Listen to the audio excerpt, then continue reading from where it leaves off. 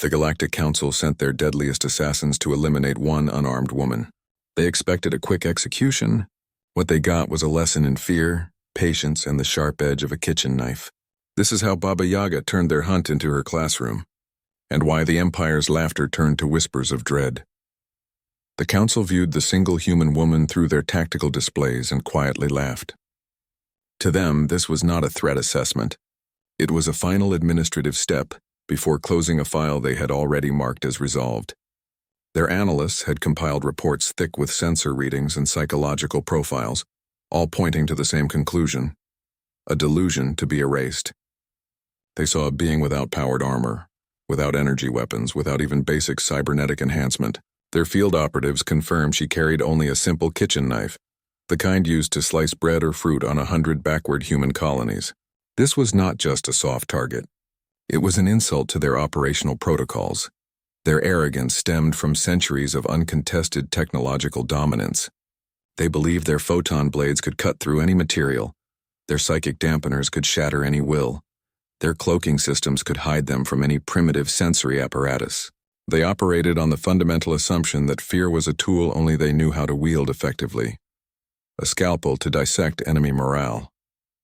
They had sterilized rebellious worlds with this philosophy, watching entire populations break under the precise application of terror.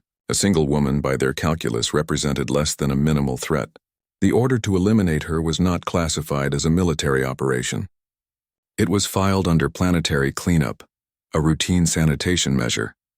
This profound blindness prevented them from asking the right questions.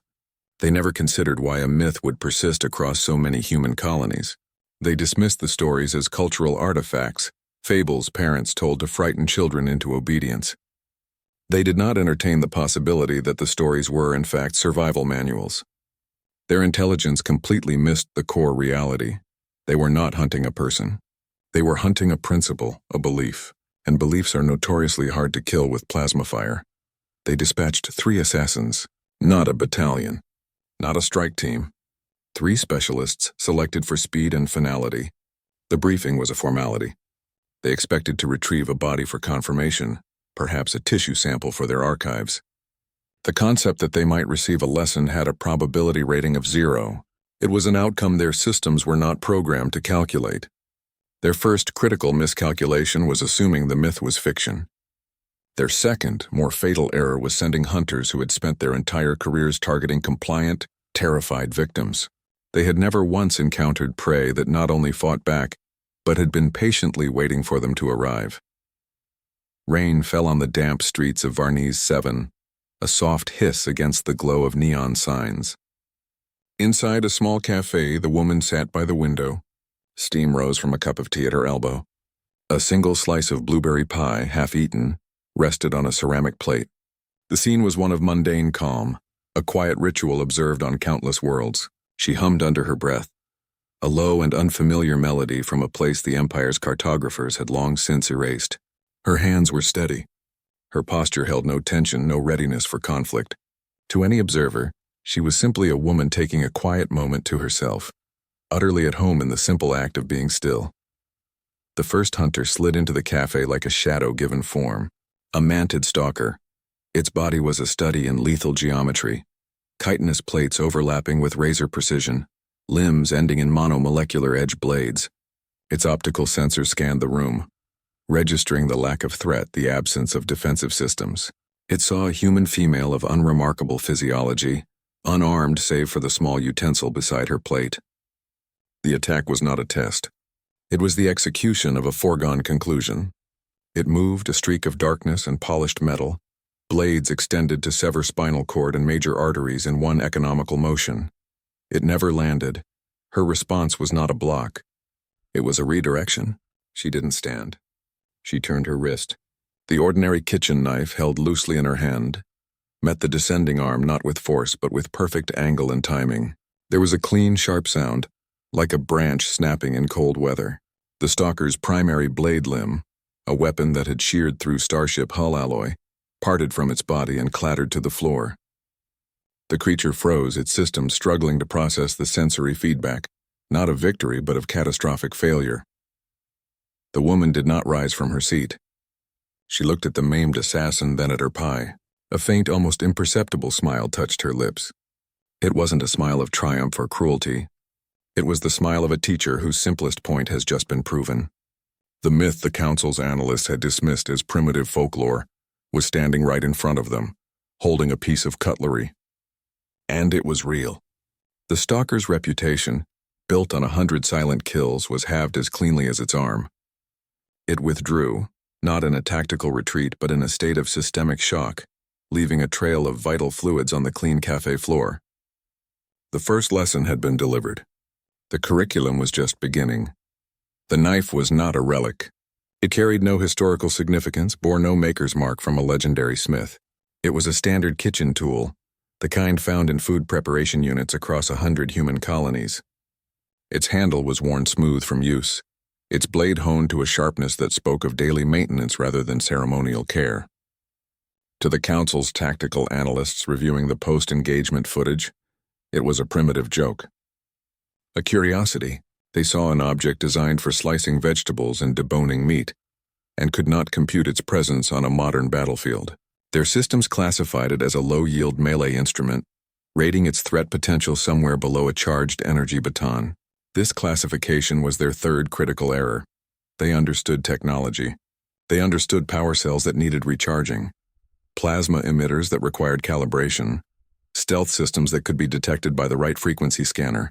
This tool defied their entire framework of analysis. It had no power signature to track, no energy output to measure, no subsystems to compromise. Its simplicity became its greatest armor. It was always ready. It never jammed. It never overheated. It never gave away its user's position with a telltale hum or a heat bloom on infrared. In her hand, it ceased to be an object and became an extension of intent. It moved with a fluid, economic grace that their motion capture software struggled to analyze, its path neither purely offensive nor defensive, but something more efficient. A single continuous motion that flowed from parry to cut to reposition. It glittered under the cafe's lights, but not with the sterile shine of chrome or polished alloy. It caught the light like fire, a glancing alive quality that seemed to dance along its edge. This was not a trick of the metal. It was a product of its motion, a reflection of the will guiding it. The assassins sent against her were equipped with the galaxy's most advanced weaponry, blades that could extend and retract, change shape, vibrate at frequencies meant to shatter molecular bonds. They brought technological claws to a fight that operated on an entirely different principle. They learned through broken limbs and severed equipment that advanced does not always mean superior. A complex system has failure points. A simple, sharp edge only has one requirement: contact. The phrase began circulating in the lower ranks of the Imperial Assassination Corps after the first few teams failed to report back. It was not an official memo. It was a quiet warning passed between hunters who had survived encounters they were not supposed to. A piece of dark humor that was deadly serious. Don't bring claws to a knife fight. It meant do not rely on technology your opponent does not respect. Do not bring complexity to a contest of simplicity. Do not assume your advantages are actual advantages. The knife was never the source of her power. It was merely the focal point.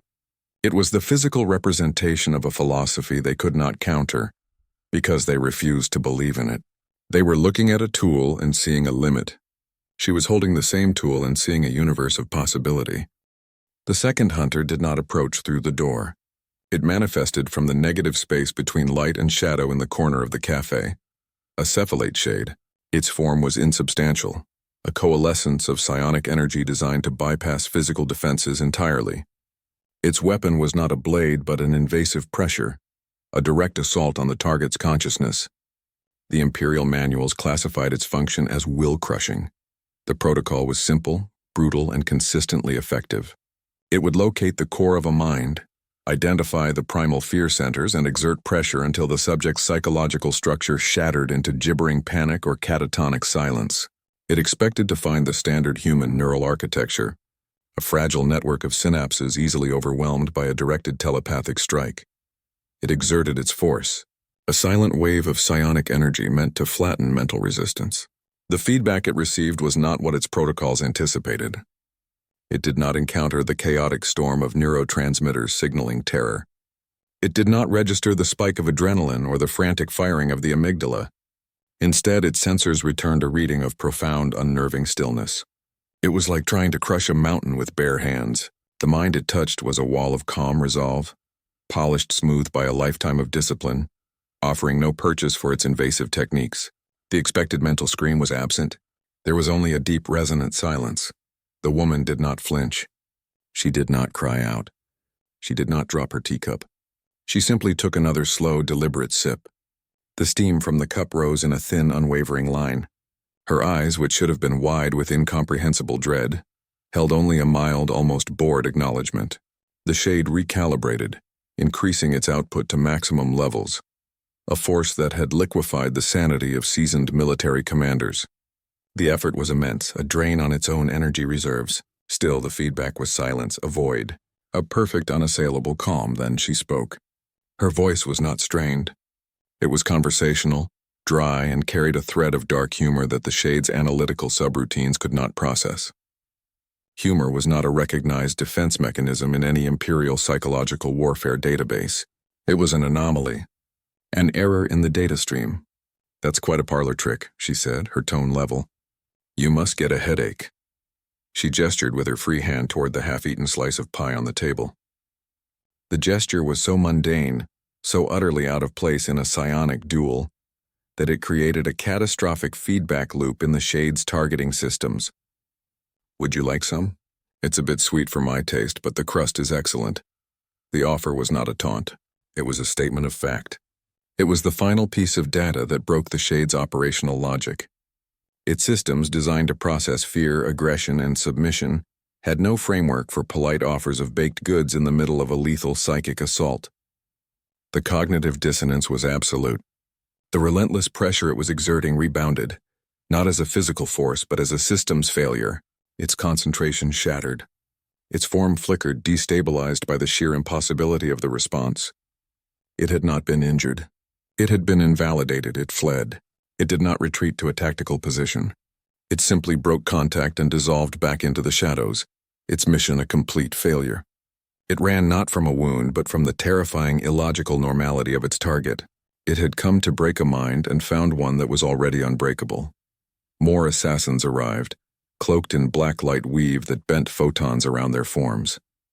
A dozen predators materialized in the cafe, filling the space with silent, lethal intent. They were not a team. They were a collection of specialists, each trained for a different kind of termination.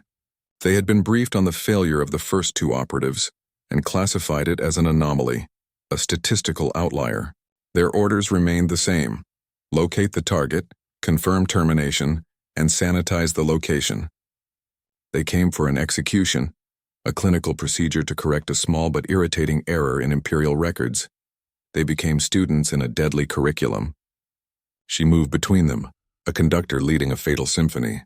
Her motions were not frantic. They were precise, economical, and utterly controlled. She did not waste energy on grand gestures. A slight pivot of her hips avoided a neural whip. A tilt of her head let a micro-missile whisper past her ear to detonate against the wall behind her. Each movement was a note in a composition only she could hear. Her quips were as sharp as her blade, delivered in the same even tone. "You owe me a new slice of pie," she stated flatly as she sidestepped a lunge and her knife flicked outward, severing a vital hydraulic line in an assassin's augmented leg. The comment was not a boast. It was an invoice, a statement of account. She recorded their movements not on a data pad but in muscle memory. Every dodge, every parry was data collected. Her mind operated on a continuous loop of observation, orientation, decision, and action. She watched a hunter's lead foot shift weight a fraction of a second before it struck. She noted the slight hum a plasma generator emitted when cycling to full power. She saw the micro-expressions of frustration on the partially visible faces of those whose tech had failed to register a hit. The cafe, with its simple tables and sticky floor, became a library of imperial weakness. Each shattered chair, each new scorch mark on the wall, was another page in the catalog she was building. She was not just learning how they fought. She was learning how they thought, how they anticipated, how they grew impatient. She was not just surviving their assaults. She was studying them. This was the core of her strategy that their analysts had completely missed. They had sent hunters to eliminate a target. They had not realized the target's primary objective was intelligence gathering. Each attacker provided a new dataset. The brutish strength of a cybernetic brawler taught her about structural stress points in their armor. The calculated feints of a duelist revealed their training manual's preferred combinations. She was drawing them in, allowing them to believe they were pressuring her, while in reality she was allowing them to demonstrate their entire arsenal for her review.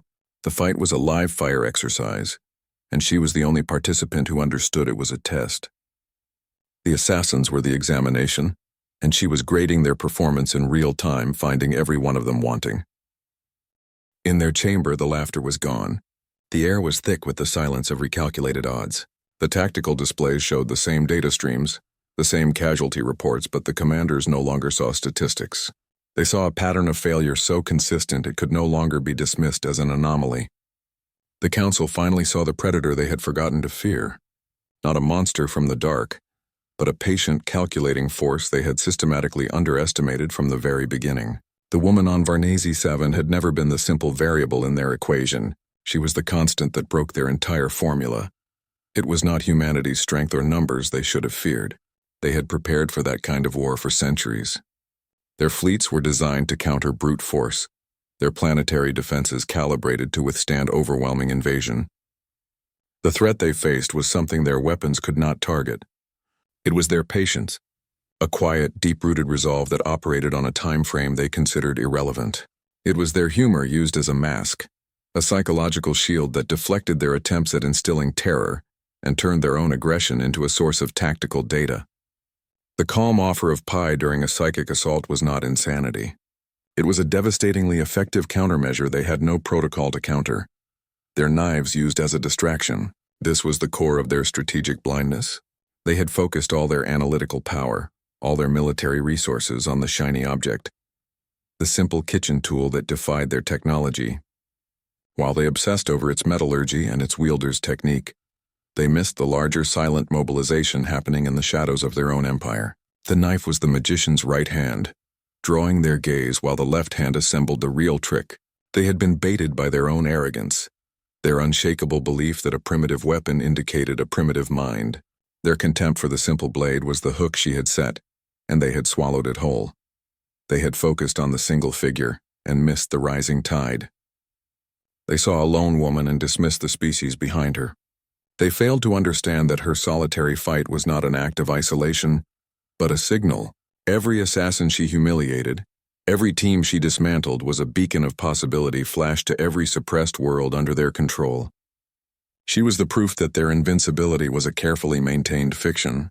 A single woman's kitchen knife had become a galaxy's beacon, not because of its sharpness, but because of the idea it represented, that their rule was not absolute. It could be challenged, it could be broken. They understood too late that the myth was designed to be unmakeable. You cannot kill a story with plasma fire. You cannot erase an idea with an assassination order.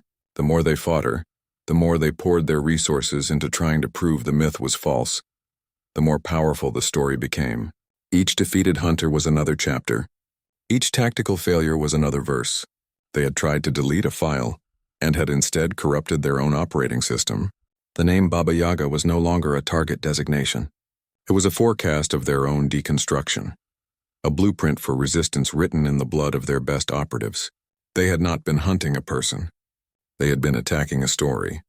And stories, once they take root, are the hardest things in the universe to kill. A myth cannot be killed with plasma or blades. The failure of the Galactic Council lay in their fundamental misclassification of the threat. They treated the concept of Baba Yaga as a data anomaly, a corrupted file to be located and purged from their systems. They believed truth was a substance that could be erased with sufficient force, that a story could be unwritten if you simply eliminated its main character. This was a critical operational error. You cannot erase an idea whose time has come. An idea is a virus. It does not occupy physical space.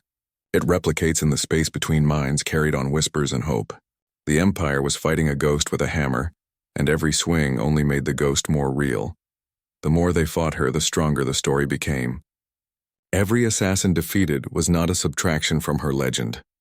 It was an addition, a new verse in a growing epic poem written in broken armor and spilled coolant. A stalker's severed arm became a stanza about imperial overconfidence, A shade's panicked retreat became a chorus on the power of calm. The cafe, then the cathedral, then the rooftop. Each location was a new chapter detailing a different facet of their failure. The Empire believed they were engaged in a series of military engagements. They were actually participating in the authorship of their own demise, providing the raw material for a narrative that was rapidly spreading beyond their control. Every tactical failure was a lesson taught to the entire galaxy. The Council's attempts to contain the story were its primary vector of transmission. Their suppression orders became the advertisements for the very myth they wanted to crush. By declaring the subject forbidden, they made it irresistible. The story migrated from colony to colony, passed through smuggler holds and worker barracks, whispered in engine rooms and market stalls. It was not a story of a superhuman warrior. It was a story of a woman who used a common kitchen knife. This was its genius. It was an attainable myth. It suggested that the tools to resist were not advanced technology or great strength, but patience, intelligence, and will. She had weaponized narrative itself, turning the Empire's own obsession with control into the engine of its dissemination. The Empire had tried to delete a file, and instead corrupted its own operating system. The name Baba Yaga was no longer a story whispered to frighten children. It was a forecast, a prediction of a future where their absolute rule was no longer absolute. It was a symbol that bypassed their communication jammers and propaganda networks, carrying a simple, subversive message: they can be bled. The Council's chamber, once a place of arrogant pronouncements and cold laughter, became a place where fear bled into the polished marble. The whispers clung to the walls. The galaxy would remember that night on Varniz 7, not as an assassination attempt, but as the night the Empire's unshakable certainty began to burn.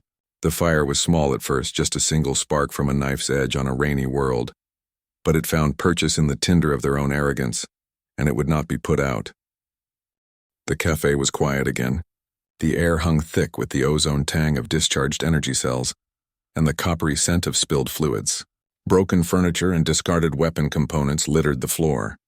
In the center of it, the woman wiped her knife clean with a cloth napkin, her movements methodical. She was not breathing heavily. She did not appear injured. She was simply finishing a task. An elderly man stepped through the ruined doorway, his boots careful on the debris. He was not dressed for combat. His clothes were simple, his posture that of a scholar. He carried no weapon. He was the archivist, a figure from the Council's own advisory staff, a man who studied conflict instead of waging it. He looked at the scene of carnage, then at the woman. His expression held no shock, no revulsion. It held a deep, weary understanding. He did not comment on the dead. He did not ask what happened. He cut through the silence with a single direct question. His voice was dry, rasping slightly. "Do you know why they call you Baba Yaga?" The question hung in the air. It was not an inquiry about her. It was a question about them, about the Council, about the nature of the fear they projected onto her. He was a scholar of fear. He understood it not as a weapon to be deployed, but as a force to be understood, measured, and sometimes harnessed. While the Council's military analysts saw a target escalating its threat level, he saw a pattern emerging. He watched the footage from the cafe not to count the dead, but to analyze the behavior. He did not see a woman defending herself against overwhelming odds. He saw a woman conducting a series of controlled experiments. Her deflections were not just blocks. They were tests of tensile strength. Her counters were not just strikes. They were probes into reaction times and pain thresholds. Every move was a data point. His assessment reframed the entire conflict for the few who would listen. He saw the truth the generals missed in their fury. "You're not just fighting," he told a dismissive tactical committee, his tone flat and certain. "You're baiting them." He understood that the myth of Baba Yaga was not a random cultural artifact she had gotten stuck with. It was an instrument, a tool she had carefully cultivated and was now deploying with surgical precision. The stories of the unkillable woman with a knife were not a weakness to be exploited.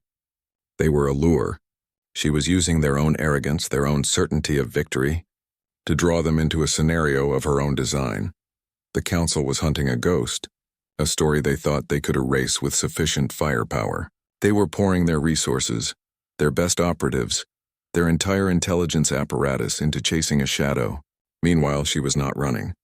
She was building. She was using their attacks as both a source of intelligence and a distraction. Each team she dismantled taught her more about their capabilities. Each team she humiliated sent a wave of doubt and fear back through their ranks, clouding their judgment further. The archivists saw the trap being constructed around them in plain sight. The council was so focused on the specter of the woman with the knife, they failed to see the walls of the cage rising around them. They were the ones being studied, measured, and prepared for a conclusion they could not yet imagine. She never appeared angry. That was the first key miscalculation. The Empire expected rage, the desperate flailing of a cornered animal forced to fight for its life. Their psychological profiles were built on this assumption. A being backed into a corner would reveal its true nature through panic and reckless aggression, creating exploitable openings. They were prepared for fury. They had no counter for patience. Her calm was not a natural state. It was a calculated mask, a disciplined projection of control designed to unsettle an enemy that weaponized fear. They knew how to fight rage. They did not know how to fight someone who took a sip of tea while they were trying to kill her.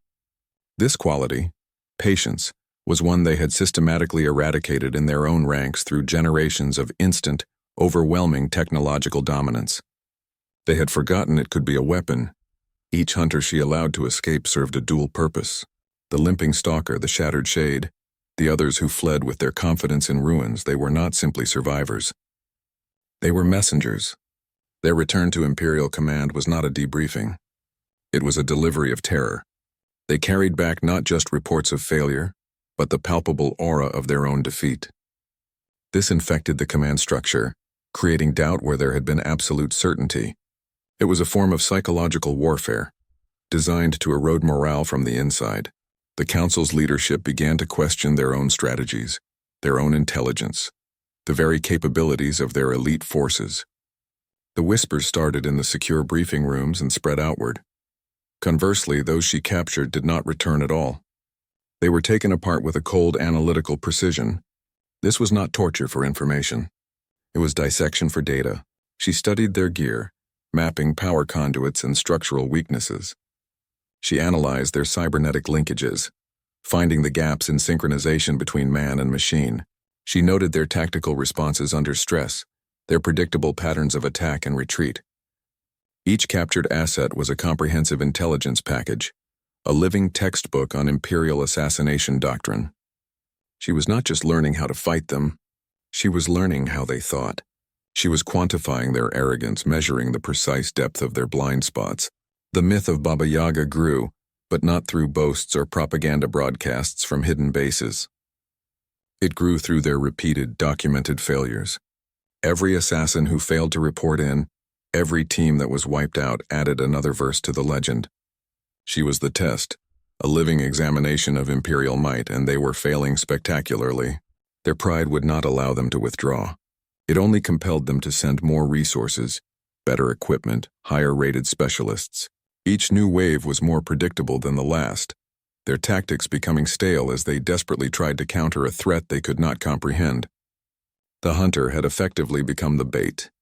The Empire, driven by fury and wounded pride, was now rushing headlong toward the hook she had set, unable to see the line or the rod.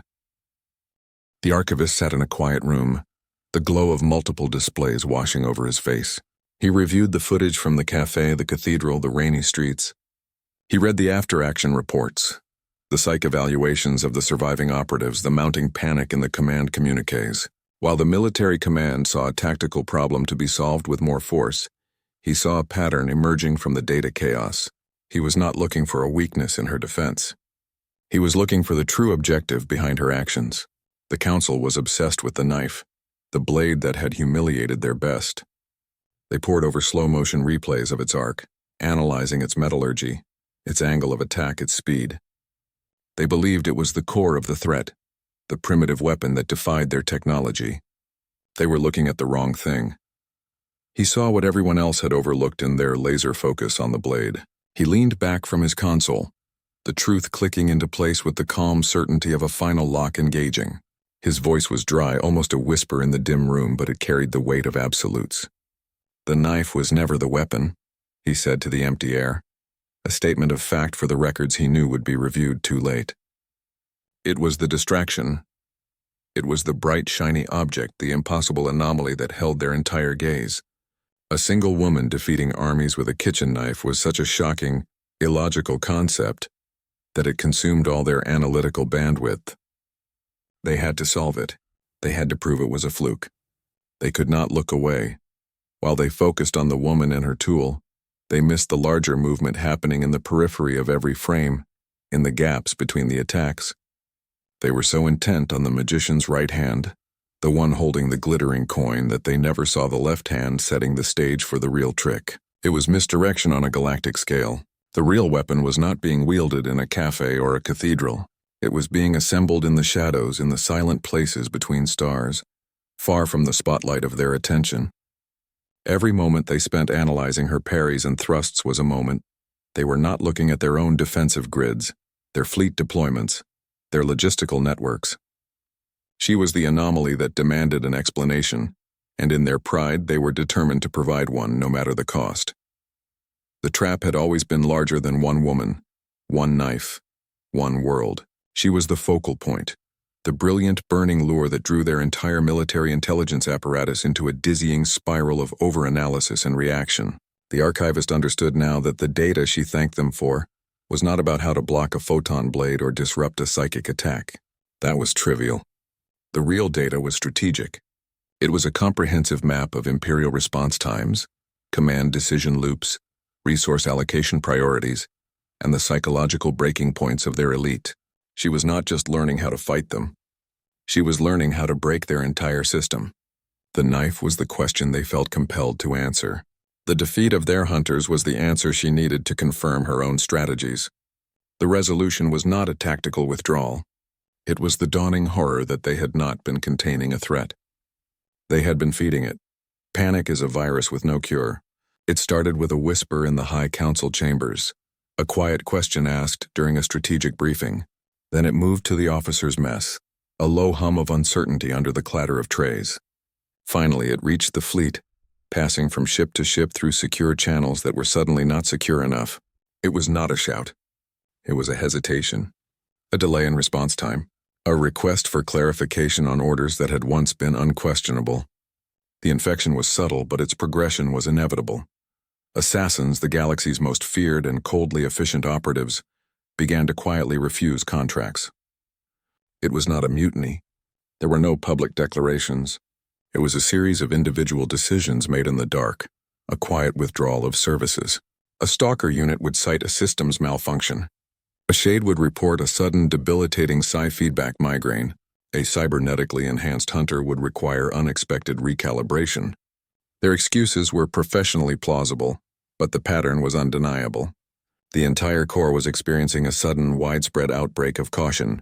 Their confidence, their unwavering arrogance had been their greatest asset. Now it was their primary vulnerability. They were a system built on the certainty of victory. The introduction of doubt was a catastrophic systems failure. She had infected them with a new kind of fear, one their psychops divisions had no counter for: the fear of the unknown. They knew how to fight strength. They had manuals and simulations for overpowering shield generators and breaching fortified positions.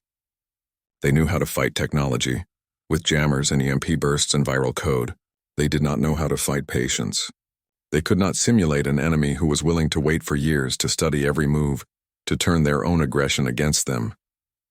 They could not counter an attack that came not as a fleet of warships, but as a quiet, persistent question mark in the minds of their most lethal personnel. Her notes, the data she had collected drop by drop in cafes and cathedrals, began to circulate. They did not move through official rebel channels. They migrated through hidden pathways, passed from hand to hand like contraband. They were not battle plans. They were a blueprint for a new kind of warfare. A series of observations, diagrams of Imperial tech with weak points circled, transcripts of intercepted commands with predictable patterns highlighted. Alongside the technical data were simple, chilling directives. One line appeared again and again, a foundational principle. Keep smiling. They expect rage. It was a psychological weapon disguised as advice. It taught how to weaponize calm, how to use an enemy's expectation of fury against them. The Empire's greatest weapon had always been fear. They deployed it with precision, using it to break planetary governments and shatter military alliances before a single shot was fired. It was a force they controlled, a tool they believed belonged solely to them. Now that weapon had been seized, turned around, and aimed directly back at its creators.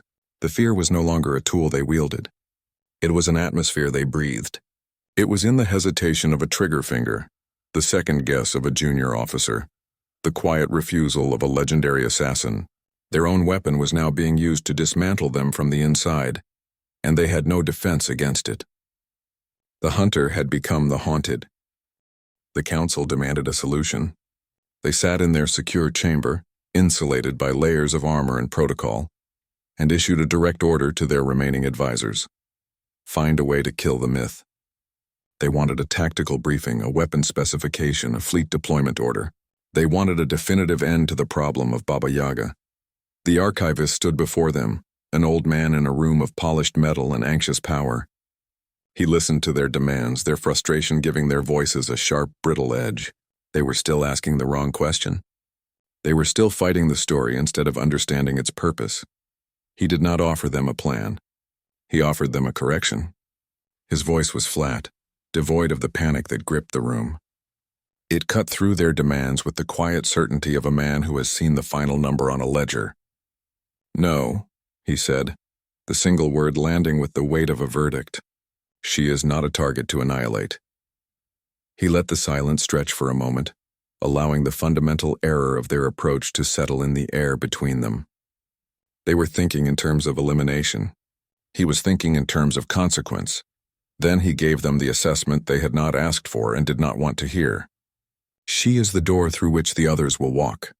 The metaphor was simple, stark, and utterly chilling. It reframed everything. She was not the end of their troubles.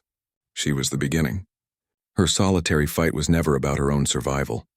It was a signal. A beacon flashed in the dark, using the Empire's own aggression as its power source. It was proof of concept on a galactic scale. Every hunter she defeated, every team she dismantled, every arrogant assumption she exposed was a message to every suppressed colony, every silent resistance cell, every individual who had ever thought the Empire was an unchangeable fact of life. The message was simple: they can be beaten. She was living proof that the impossible was possible. A single woman with a kitchen knife had tied the most powerful military force in the galaxy into knots of its own making. She had turned their greatest strengths into liabilities, their confidence into a weapon against them. She was not a super soldier. She was not a demigod. She was a predicate. Her existence demonstrated that their entire structure of control was based on a premise that was fundamentally flawed. It was built on the fear they could inspire. She had shown that a different kind of strength, patience, resolve, intelligence, could not just resist that fear, but could weaponize it. The resolution was not a military solution. It was a forecast. The myth of Baba Yaga was not a ghost from the past to be exorcised. It was a detailed prediction of their own deconstruction. She had not just beaten their assassins. She had provided the blueprint for others to do the same. The council was not looking at a finishing move. They were looking at an opening sequence. The door was now open. They had spent all their resources, all their attention, trying to shut a single door, and in doing so they had left the entire house unguarded. The archivist's final assessment was a death knell for their current strategy. They had been fighting the symptom while the disease spread through the walls. The knife was the signal. That simple, worn piece of steel flashing under the lights of a Varnese cafe was not a call for help. It was a confirmation. In the deep dark between star systems, where Imperial patrols seldom ventured and sensor nets grew thin, engines that had been cold for cycles began to hum with power. Hatches that had been sealed for a generation slid open without a sound. This was not a scattered rebellion scrambling for resources. This was an army emerging from a long, deliberate silence. They had not been hiding their strength. They had been hiding their patience. Humanity's response to subjugation had not been to build faster ships or bigger guns in hidden shipyards. That was the Imperial way of thinking. The logic of a civilization that believed supremacy was a product of visible force. Humanity's strategy was subtler and far more dangerous. They built in silence. They forged alliances in whispers. They stockpiled not only munitions but intelligence, cultural memory, and a quiet, burning resolve that required no grand speeches to sustain it. Their ships were not technological marvels meant to overpower Imperial dreadnoughts in a head-on fight. They were tools of a different design, built for a war of precision, of surgical strikes, of systemic disruption. They were an instrument, and they had been waiting for the conductor to raise her baton. They did not view the woman on Varnice 7 as a commander issuing orders. They saw her as a symbol, a living proof of concept. Every time her knife met Imperial steel, it was a validation of their entire philosophy. Every time she turned their arrogance against them, it was a lesson in applied strategy. She was the spark, and they were the seasoned tinder, dry and ready for half a century. Her solitary fight was the final variable in a long-running equation, the one piece of live data they needed to confirm their models were correct. The data she sent back was not transmitted through coded bursts or hidden data chips.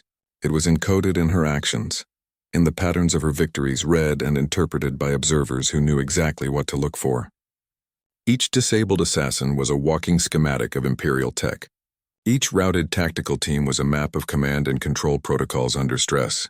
She had taken the Empire's finest, engaged them in live-fire exercises, and documented every weakness, every predictable response, every flaw in their doctrine. Drop by drop, she filled a reservoir of tactical intelligence they had been building for decades. She had given them the key, not to a single door, but to the entire architectural blueprint of Imperial security. The distraction was over. The main event began. Across 100 silent points in the void, navigation computers lit up with newly plotted courses. Weapon systems powered online, their targeting solutions refined with the fresh, invaluable data from a rainy world. The focus was no longer on a single woman and a kitchen knife. The focus was now on the beating heart of the Empire itself. The spark had done its job. The firestorm was now awake, and it was moving. The final wave came at dawn, the Empire's absolute best. The operatives held in reserve for system-level threats converged on a single rain-slicked rooftop in the industrial sector. They were not a team. They were a collection of individual legends, each a master of their specific form of termination, deployed together for the first and only time. Their orders were clear and final. No capture, no study. Total erasure. They arrived in silence. Their approach vectors perfectly coordinated, their systems interfaced to create an overlapping kill zone of unimaginable density. They expected a desperate last stand, a final, furious blaze of glory from a cornered myth. They found her waiting. She stood near the edge of the roof, her back to the sprawling cityscape below. The rain had eased to a fine mist that beaded on her jacket and gleamed on the simple knife in her hand. She was not hiding. She was not preparing a desperate defense. She was simply there, a fixed point in their operational reality. Her posture held no tension, only a weary finality, as if she were a teacher waiting for a particularly slow class to finally understand the lesson. This quiet acceptance was more unnerving than any battle cry. She did not attack. She shepherded. Her movements were minimal, a slight shift of weight, a turn of the shoulder, a step back. Each tiny motion forced them to adjust. A hunter would lunge, and she would pivot, guiding his momentum past her so his monomolecular blade sank into the chest of another operative coming up behind her. A sniper's shot, calculated to pierce her heart from 5 blocks away, was misdirected by the angle of a ventilation shaft she had pre-calculated, the round deflecting to sever the primary power line on a cloaked hover drone. She turned their own coordination into a web of friendly fire and catastrophic miscalculation. Their tactics, their flawless protocols became traps she guided them into. Her blade was a constant flicker in the gloom, a silver arc that never struck a killing blow to a vital organ, but always to a critical system. She sliced control wires, severed optical cables, disabled servos. She was not killing soldiers. She was disassembling machinery. Neon light from the towers around them reflected in the shallow puddles on the tarred roof, creating a dizzying mosaic of fractured color and shifting shadows. The light also glinted on her knife, a steady, calm point of reference in the chaos. Her voice cut through the din of clashing metal and strained systems, dry and even. "Your footing's off on the left side," she stated as she deflected a plasma burst into a coolant tank, which erupted in a cloud of freezing vapor. "You're overcompensating." The comments were not insults. They were corrections. A final review for failing students. This psychological warfare, this refusal to treat them as a legitimate threat, kept them perpetually off balance. their confidence eroding with each passing second. Then the sky began to change. The perpetual twilight glow of the city's light pollution was suddenly overwhelmed by a new, rising luminescence. Dozens, then hundreds of pinpricks of light appeared in the cloud cover, growing rapidly larger. They were not the sleek, aggressive shapes of Imperial dropships. They were the angular, utilitarian forms of the hidden fleet, descending through the atmosphere. The low rumble of their engines was not a roar, but a deep, pervasive hum that vibrated through the bones of the city and the roof under their feet. The assassins paused, their sensors scrambling to identify the new contacts, their command channels flooding with confusion and emergency alerts from orbital control. She stopped moving. She looked up at the arriving armada, then back at the stunned hunters. The collision she had patiently engineered, baiting them with her own body and a simple knife, was no longer a theory. It was an inevitability happening right above their heads. The lesson was over. The exam had begun. When the plasma fire cleared and the last of the Emperor's elite lay broken on the rain-slicked rooftop, the soldiers came. They moved up through the access ladders and across the landing pads, their boots scuffing quietly against the wet tar. They did not rush. Their movements were measured, deliberate. They wore the practical, unadorned gear of the hidden fleet, their faces solemn under the glow of the city's neon and the descending ships. They moved through the wreckage of the greatest killers the Empire had ever produced, not with disgust or awe, but with a quiet, professional assessment. They noted the precise cuts, the disabled systems, the tactical efficiency of each defeated foe. This was not a cleanup detail. It was a field study. They did not cheer.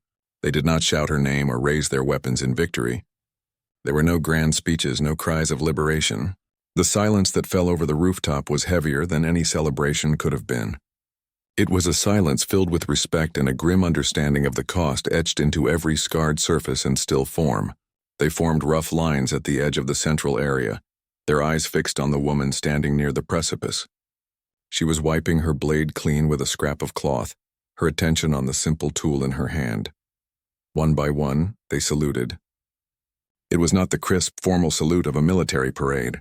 It was something quieter, more personal, a touch of fingers to brow, a slight dip of the chin, a firm nod, a simple, silent acknowledgement that transcended rank or protocol.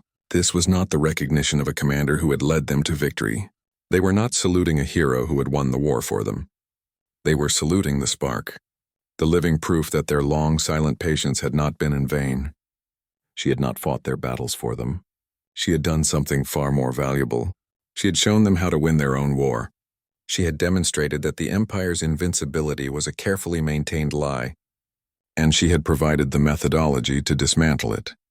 Piece by arrogant piece, she acknowledged them with a slight, almost imperceptible incline of her head, then turned away. The moment of recognition was over. The work was not. She knelt by a shallow puddle that had collected in a depression on the rooftop. She dipped the edge of her knife into the water, then began to smooth the blade against a flat stone she pulled from her pocket. The edge was chipped from its work, nicked from striking Imperial alloy and advanced composites. The quiet, rhythmic scrape of steel on stone was the only sound she made. It was a mundane act of maintenance, a warrior caring for her tool after a long engagement. It was profoundly ordinary, and in that ordinariness it was utterly final. The myth they had whispered about, the story the Empire had tried to erase, was no longer a story. It was established fact. The single quiet spark she had provided had done its job. It had caught. The firestorm they had built in the dark was now raging in the open, and it would not be put out. Her notes on Varnese 7 became a manual. They weren't digital files or encrypted data streams. They were physical pages, smudged with rooftop grime and the occasional dark droplet, passed from hand to hand in engine rooms and dockworker bars. The margins were filled with precise hand-drawn arrows pointing to weak points in Imperial armor schematics. Short, blunt phrases in a clean script outlined a new doctrine of engagement. This was not the work of a military theorist.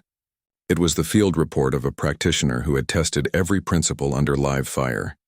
This document was not a plan for one woman. It was a blueprint for a people. It didn't call for grand uprisings or fleet battles. It taught how a maintenance worker could disable a patrol skimmer by overloading a secondary power coupling. It showed a farmer how to rig a seismic charge to collapse a supply tunnel, without a single firefight. It mapped the predictable patrol routes of Imperial enforcers and listed the exact times their communication satellites were most vulnerable to signal jamming. The strategy was fractal. It could be applied by a single individual with a wrench or a whole planet with a grudge. It migrated from colony to colony, ship to ship, not as a revelation but as a tool. A quiet, persistent threat that bypassed all their security because it looked like a mechanic's schematics or a farmer's almanac. It taught the core lesson she had demonstrated on that rain-slicked roof: how to use an enemy's strength against them. Their reliance on centralized command became a vulnerability to be exploited through targeted communication blackouts. Their technological superiority became a weakness when its complex systems were disrupted by simple, analog sabotage. Their overwhelming numbers became a liability in tight urban spaces where their coordination could be turned into chaos. It even codified the psychological warfare. One of the most frequently quoted lines was a simple directive: "A smile costs nothing. It confuses them. They expect rage." This was not a suggestion. It was a tactical maneuver, a way to disrupt enemy targeting protocols that were calibrated for fear and aggression. The Council's rhetoric shifted. The mocking dismissals in their briefings ceased. The condescending analyses of primitive human resilience were scrapped. A new tone entered their communications, sharp and strained. Words like containment and systemic insurgency replaced pacification and cleanup. They were no longer trying to erase a story. They were trying to contain a contagion. They had finally understood that the woman was merely the delivery system. The real weapon was the idea she carried, and it was now replicating faster than their security forces could track. The myth of the lone woman with a knife had been the seed. Her manual was the catalyst that allowed it to bloom into a mobilized systemic threat. It was no longer about one planet or one symbol. It was about a new set of rules for conflict, written in the margins of a dirty notebook, and the Empire was suddenly on the wrong side of every single one. Victory was redefined that night on the rain-swept rooftop. The metric for success shifted away from the Empire's cold calculus of territory seized and enemies eliminated. It was no longer about the scale of destruction or the tally of the defeated. The real victory was a quieter, more profound thing. It was about proving a single transformative concept to a galaxy that had been conditioned to believe it was impossible, that they could be beaten. This was not a military victory in any traditional sense. It was a psychological breakthrough, a crack in the foundation of absolute power that would eventually bring the whole structure down. The real win was not in the bodies on the ground, but in the idea now taking root in 1,000,000 minds across 100 worlds. This new victory was built on principles the Empire had long dismissed as weaknesses. It was about patience outlasting arrogance. The Imperial war machine operated on timelines of immediate dominance and overwhelming response. They understood escalation, not endurance. Her campaign was a masterclass in the latter. She waited. She absorbed their attacks. She let their frustration and pride build until it became their greatest liability, turning their own aggressive tempo against them. It was about humor deflecting fear. A dry comment, an offer of pie in the midst of a lethal assault, these were not quirks. They were calculated psychological operations designed to disrupt the very foundation of their control, which was the installation of terror. She demonstrated that fear was a weapon that could be turned back on its wielder, with the right countermeasure. It was about a knife distracting from a fleet. The Empire's entire intelligence apparatus became obsessed with the simple blade, analyzing its every move, trying to solve the puzzle of its effectiveness. This singular focus created a massive blind spot. While they were looking at the shiny object in her hand, they failed to see the warships powering up in the dark between stars. The knife was the smallest, most visible part of a much larger strategy, a piece of misdirection that allowed the true threat to mobilize undetected. Her solitary fight was the brilliant, burning lure that drew their gaze and held it. Humanity's spark was not a single, isolated act of courage. It was a designed alignment of will, strategy, and timing. It was the product of decades of silent preparation, of building not just ships but resolve. The woman on the roof was not a lone monster. She was the sharp, public edge of a people united by a shared purpose and a deep, patient anger. The predator the Empire had finally learned to fear was not a mythical beast. It was a civilization that had chosen its moment to stop waiting and start acting. True power had always lain hidden in plain sight, waiting for its moment. It was in the worn handle of a common kitchen knife. It was in the quiet patience of a people who knew how to wait. It was in the simple, unnerving power of a smile in the face of certain death. The Empire had scanned for energy signatures, for military formations, for technological threats. They had never thought to scan for resolve. They were looking for an army, and missed the fact that the entire species had become one. The victory was not in the fight itself, but in the absolute, irrevocable shift in understanding that the fight had caused. The galaxy now knew the Empire was vulnerable, and knowing that was everything. The galaxy now understands it has been baited. The spark from that cafe on Varnese 7 has become a firestorm engulfing entire sectors.